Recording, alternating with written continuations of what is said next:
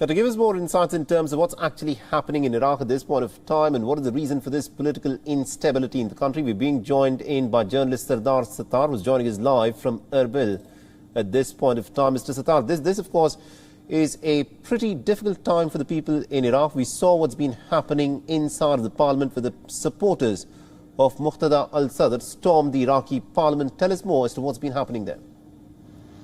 Early in the morning, we saw that thousands of Iraqi protesters, mainly the supporters of Shia cleric Muqtada al-Sadr, one of the once believed to be the kingmaker of Iraq, pushed towards the fortified green zone in Baghdad.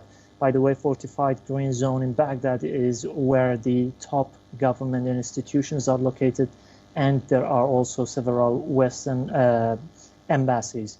So they pushed into the green zone, and then after very brief confrontations with the security forces, they finally reached the building of the parliament, and they easily moved into the building.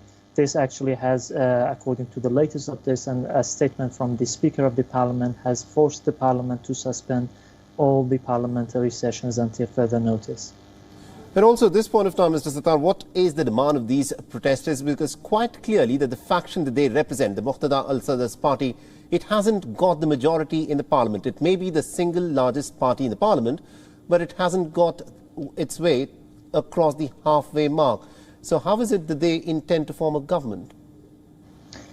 We have to, before discussing this, we have to understand that the constitution of Iraq has made it clear that the majority in the parliament, which is allowed to form the new government, is two-thirds of the government.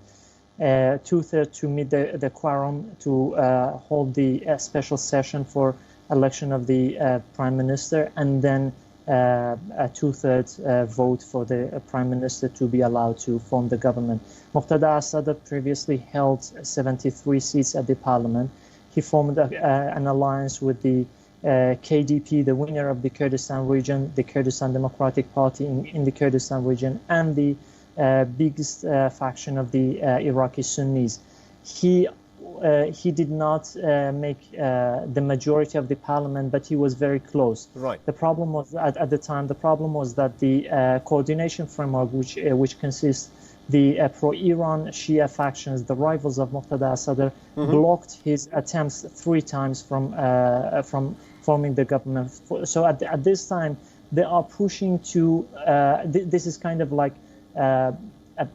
fighting back. They were blocked at once, and they are blocking the attempts of the coalition framework from preventing them from forming the new government. Now, Mr. Sadar, we're short of time, so I want to ask you this. For people who are looking at this story unfold in Baghdad at this point of time, elections happened in October last year. A government has not been formed even till the end of July now, and we see these protests where the protesters have stormed and taken over the parliament. How long do you think this political instability will continue in Iraq?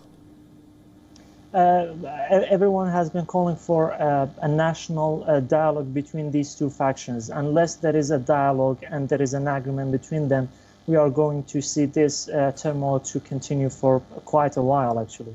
And until there is no agreement between these main actors, we are not going to see a new government being formed.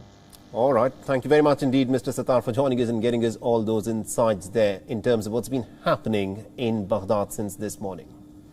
Thank you. WION is now available in your country. Download the app now and get all the news on the move.